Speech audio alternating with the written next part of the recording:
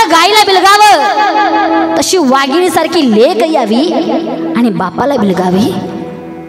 बापाच्या खांद्यावरती ज्या वेळेस ती मुलगी डोकं ठेवते ना रे बाबांनो, ज्या वेळेस त्या बापाच्या खांद्यावरती लेक ती मुलगी डोकं ठेवते ना, त्या वेळेस त्या मुलीचं वर्षभराचं दुःख नाहीसं होत असतं. एवढी मोठी ताकद आहे बापाच्या आणि लेकीच्या प्रेमाची. निरोप घेतला लेकीनं उंबरठ्याच्या बाहेर पाऊल ठेवला, तेवढ्यात बापाचा आवाज आतून आला, म्हातारे ए म्हातारे, अगं गोठ्यामध्ये कांदे ठेवलेत ना ग, तेवढे 4 कांदे माझ्या तायडीच्या पिशवीत टाक म्हातारे. त्या बापाने आपले लेक कितीही श्रीमंताला देऊ द्या बाबांनो, कितीही श्रीमंताला देऊ द्या, परंतु ज्या वेळेस ती लेक आपल्या माहेरामध्ये येते ना, त्यावेळेस त्या तायडीची पिशवी कधीच रिकामी जात नाही.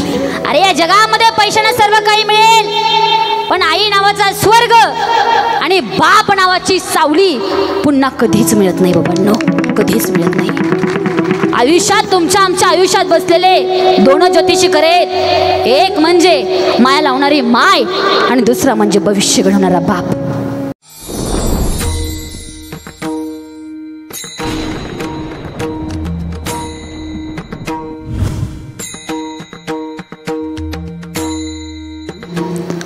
आज या कुटुंबातून, आज या परिवारातून एक बाप नावाची चादर निघून गेली. माय बाप खऱ्या अर्थानं आई वडिलांचं महत्त्व सांगत असताना मी तुम्हाला कधीच म्हणायचे नाही बाबांनो की तुम्ही देवाला हात जोडा. मी तुम्हाला कधी म्हणायचे नाही बाबांनो की तुम्ही देवाला हात जोडा, परंतु आई वडिलांना हात जोडल्याशिवाय राहू नका बाबांनो. तुमचं निश्चित चांगलं होईल, तुमचं निश्चित चांगलं होईल. कारण आज माझ्या वारकरी संप्रदायाने आई वडिलांचं महत्त्व सांगितले. आज माझा वारकरी संप्रदाय एवढा मोठा झाला ना बाबांनो, आज माझ्या वारकरी संप्रदायाने आई वडिलांचं महत्त्व सांगितले. धन्य माता पिता तयाचिया, मातृदेव भव पितृदेव भव, असा हा सांगणारा माझा वारकरी संप्रदाय. ऐका बाबा हो, 4 देव आहेत. पहिला देव म्हणजे सूर्यनारायण, दुसरा देव म्हणजे चंद्र, आणि 2 तर देव असे आहेत ना बाबांनो की अरे ते पाप्याला सुद्धा दिसतात आणि ते पुण्यवानाला सुद्धा दिसतात. अरे पहिला देव म्हणजे माझी आई आहे आणि दुसरा देव म्हणजे माझा बाप आहे. बस बस दादा, या 2 देवांची सेवा करा. बाकी कुठेही जाऊ नका, कुठल्या माळी जपू नका, कुठलं तीर्थक्षेत्र करू नका. आयुष्यामध्ये कमी कष्टामध्ये जास्त प्राप्ती जर करायची असेल ना बाबांनो, केवळ आणि केवळ त्या आई वडिलांची सेवा करा. तुम्हाला कमी कष्टामध्ये जास्त प्राप्ती झाल्याशिवाय राहणार नाही.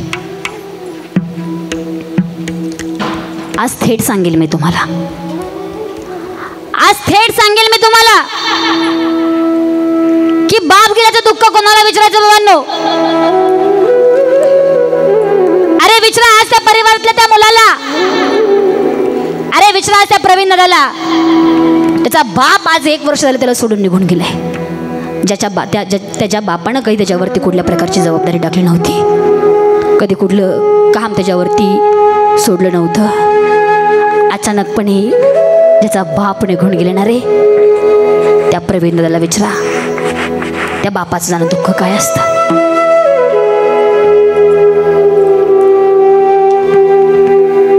अरे कुठल्या जबाबदारीचं वजन होतं त्याच्या दादाच्या खांद्यावरती. कर्ता पुरुष म्हणून बापूंना ओळखलं जात होतं. आणि आज या कुटुंबातला एक करता धरता पुरुष 1 वर्ष झाले या कुटुंबातून, या परिवारातून सगळ्यांना पूरक करून निघून गेलाय. अरे तो प्रवीण दादा कुठून कामावरून दमून दुपून आला, हे त्याच्या तोंडावरून मायेनं आणि प्रेमानं हात फिरवणारा बाप आज या कुटुंबामध्ये राहील नाही. बाळा रे जमला का रे असं विचारणारा बाप आज या कुटुंबामध्ये राहील नाही. विचारा त्या लेकराची व्यथा विचारा, त्याच्या हृदयामध्ये किती वाईट वाटत असेल, किती दुःख होत असेल, त्याला किती वेदना होत असतील ना, त्या लेकराला विचारा. अजून सांगू का? अजून थेट ऐकून जा. कोणाला विचारायचं बाप गेल्याचं दुःख? अजून थेट ऐकून जा. बाप गेल्याचं दुःख कोणाला विचारायचं? त्या सासर म्हणून कंटाळून त्या मुली जर कधी त्या ताई जर कधी या माहेरामध्ये आले असतील ना, या उंबरच्या आतमध्ये पाऊल टाकला असेल ना ताईंनी, तर तेव्हा त्यांचा बाप त्यांना दिसला नसेल बाबा. अरे आज या ठिकाणी त्या लेकरांना सगळे दिसतायत, मामा दिसतायत, काका दिसतायत, सगळं काही दिसतंय, पण आज या समाजामध्ये त्या लेकरांचा बाप त्या लेकरांना दिसत नाहीये. केवढं मोठं दुःख असेल त्या लेकरांना विचारा.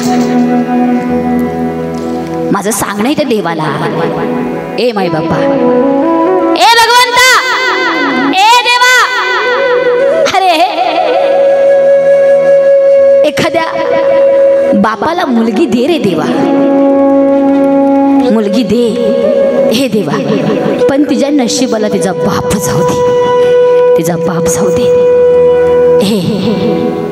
ज्याला एक मुलगी आहे ना तो भाग्यवान आहे, ज्याला दोन मुली आहेत ना तो डबल भाग्यवान आहे. आणि या जगाच्या पाठीवरती ज्याच्या आयुष्यात मुलीच मुली आहेत ना रे, त्याच्यासारखा पुण्यवान आहे या जगाच्या पाठीवरती दुसरं कोण नाही बाबा.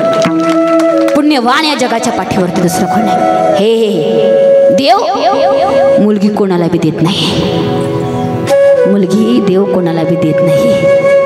अरे त्या मुलीनं आपल्या माहेरामध्ये यावं, त्या मुलीच्या पैंजणाचा आवाज त्या बापाच्या कानावरती पडावा, कानावरती आवाज पडल्याबरोबर त्या बापानं सांगावं, पुरावो जा रे आत्याले बघा आत्या. ते लेकरू पळत पळत बाहेर यावं, बघितलं तर काय खरंच आत्या आली. बाबा खरंच आत्या आली हो. त्या तायडीच्या पिशवी हातातली पिशवी घ्यावी, पळत पळत आतमध्ये जावं, बाबाला म्हणा, बाबा खरं आत्या आली. तुम्हाला कसं कळलं बाबा? बाबा तुम्हाला कसं कळलं? त्याच बापाला देवानं लेक दिली, ज्या बापाला लेकीच्या पैंजणाचा आवाज सुद्धा येतो. अरे लेक दिवाळीच्या सणाला आली, अरे वासरानं जसं गाईला बिलगावं तशी वाघिणीसारखी लेक यावी आणि बापाला बिलगावी. बापाच्या खांद्यावरती ज्या वेळेस ती मुलगी डोकं ठेवते ना रे बाबांनो, ज्या वेळेस त्या बापाच्या खांद्यावरती लेक ती मुलगी डोकं ठेवते ना, त्या वेळेस त्या मुलीचं वर्षभराचं दुःख नाहीसं होत असतं. एवढी मोठी ताकद आहे बापाच्या आणि लेकीच्या प्रेमाची. बाबांनो अजून ऐका ना रे, अजून ऐका. ती लेक दिवाळीच्या सणाला आली नव, ती लेक आपल्या बाला आंघोळ घालण्याकरता आली. आईला सांगितलं, आई पाणी तापव ग, माझ्या बाला आंघोळ घालते.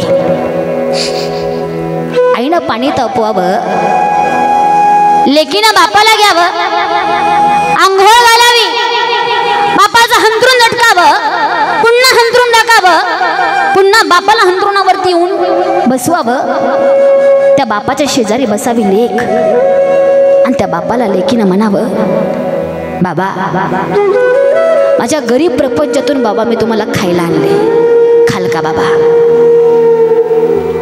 काय आणलं ग बाळा? बाबा आळवाची वडी आणि भाकरी आणली बाबा, खाल का? खाईल की ग बेटा असं म्हणावं. त्या लेकीनं भाकरीचा तुकडा हातावरती घ्यावा, आळवाची वडी हातावरती घ्यावी, भाकरीचा तुकडा मोडावा, आळवाच्या वडीचा घास घ्यावा आणि आपल्या बापाच्या मुखामध्ये घास भरवावा. जसा घास भरवावा,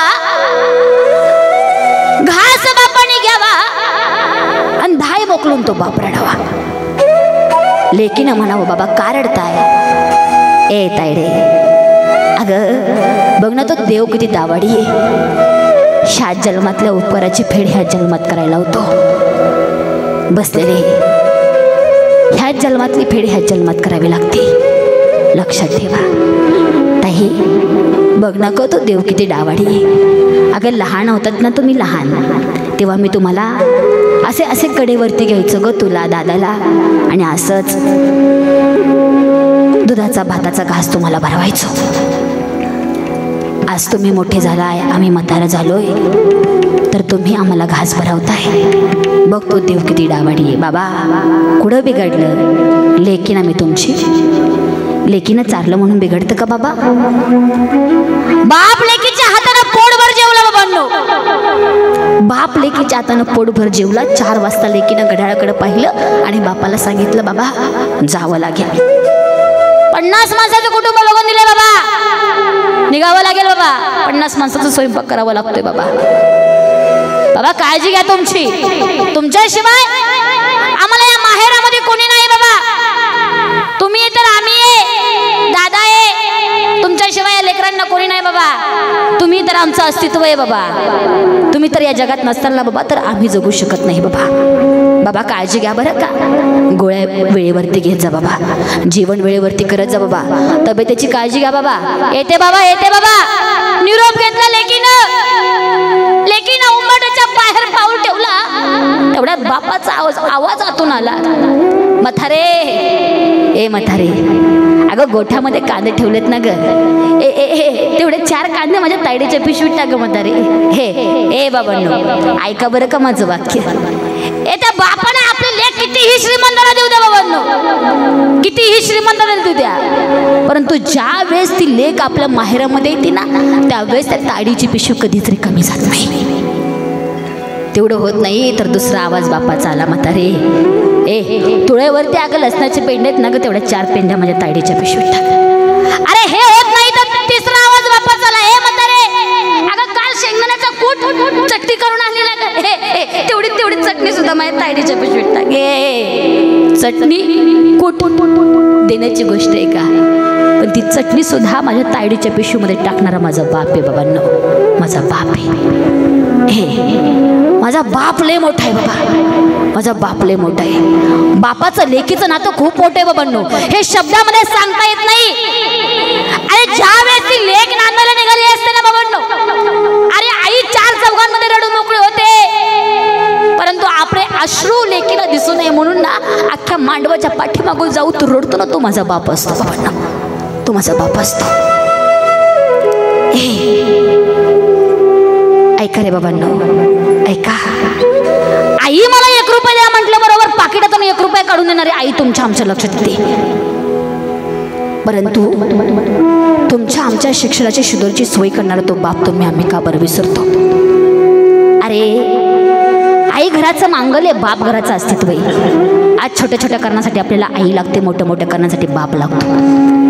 एखाद्या जर रस्त्याने आपण चालत असेल, आपल्याला ठेच लागली, अचानकपणे आपल्या तोंडातून शब्द पडतो, आई ग असा शब्द बाहेर पडतो, परंतु आपण एखादा हवेत जर पास करत असेल, समोरून एखादा ट्रक आला तर अरे बाप रे सहज शब्द तोंडातून बाहेर पडतो का? तर छोट्या छोट्या संकटासाठी आई लागते आणि मोठ्या मोठ्या संकटासाठी मात्र बाप लागतो. ऐका रे बाबांनो, अजून ऐका.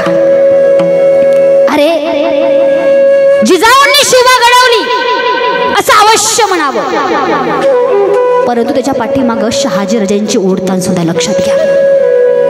अरे कृष्णाकडे पाहिल्यानंतर देवकीचे यशोदेचे गोड कौतुक करावं, परंतु त्याच कृष्णाला टोपलीमध्ये घेऊन यमुना पार करणारा तो वसुदेव तुम्ही आम्ही का बरं विसरला?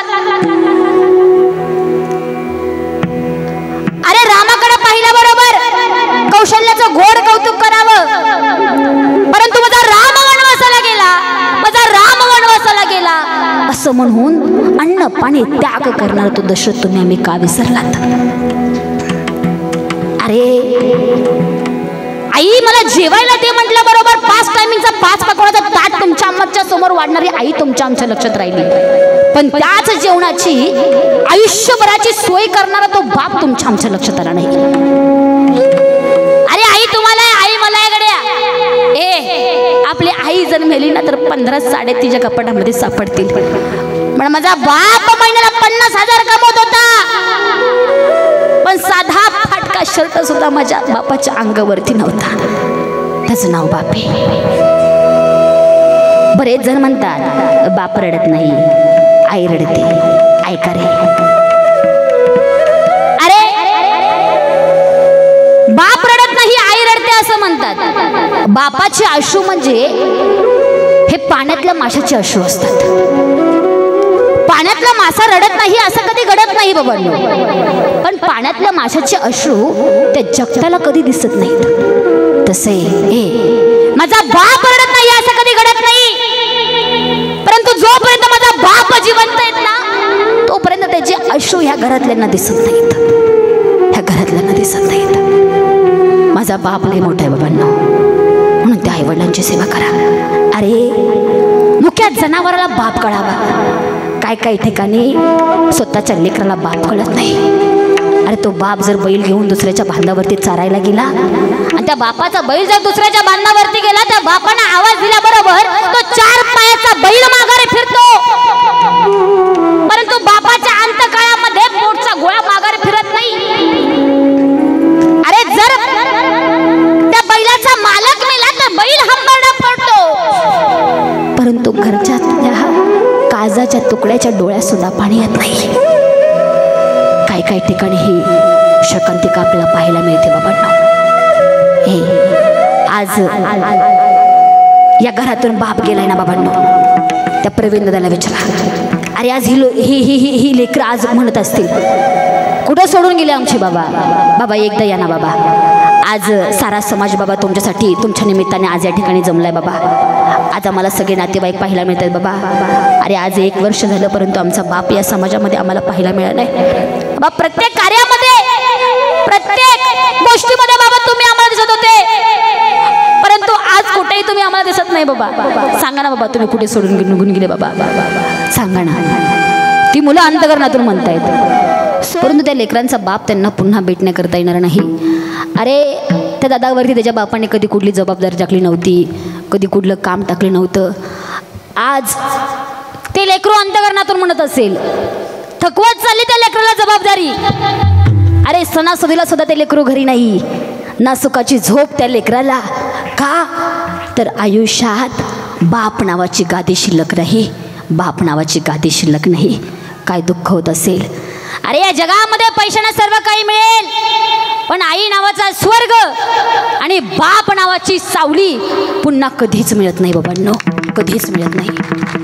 आयुष्यात तुमच्या आमच्या आयुष्यात बसलेले 2 ज्योतिषी करेत, एक म्हणजे माया लावणारी माय आणि दुसरा म्हणजे भविष्य घडवणारा बाप. अरे एकदा का माणसाच्या आयुष्यातून बाप नावाची गादी आणि आई नावाची उशी निघून गेली ना, पुन्हा माणसाला कधी सुखाची झोप लागत नाही, हे सत्य. म्हणून मायबाप जोपर्यंत ते आईवडील आहेत तोपर्यंत त्यांची सेवा करा. अरे त्यांना वृद्धाश्रमामध्ये टाकू नका. शिळा भाकरीचा तुकडा का व्हायना त्या आईवडिलांना वाढा, परंतु त्या आईवडिलांना वृद्धाश्रमामध्ये टाकू नका. तसेच आज या ठिकाणी ज्यांच्या प्रथम पुण्यस्मरणानिमित्त तुम्ही आम्ही श्रोते मायबाप श्रोते सज्जन आज या ठिकाणी जमलेलो आहोत. कैलासवासी, देववासी, वैकुंठवासी, स्वर्गवासी सोपान पर्वती पांगारे उर्फ बाप्पू. गोड स्वभावाचं व्यक्तिमत्व होतं, राजकारणाची आवड होती. प्रत्येक कार्यामध्ये प्रत्येक सोहळ्यामध्ये सूत्रसंचालन कोण करत असेल तर बाप्पू होते. आणि खऱ्या अर्थानं ह्या घराचं एक आधारवड, नवे या गावाचंच एक आधारवड आज या कुटुंबातून आज या परिवारातून निघून गेले. आणि खऱ्या अर्थानं बापूंच्या पश्चात त्यांच्या पत्नी मंगल सोपान पांगारे, मुलगा प्रवीण सोपान पांगारे, मुलगी पल्लवी प्रणिता आणि सून रुपाली प्रवीण पांगारे असा हा असणारा यांचा परिवार. तर या परिवारानं दुःखातून लवकरात लवकर सावरावं अशी माऊलींच्या पांडुरंगाचरणी प्रार्थना करते. तसेच बापूंच्या आत्म्यात शांती लाभो अशी माऊलींच्या पांडुरंगाचरणी प्रार्थना करते.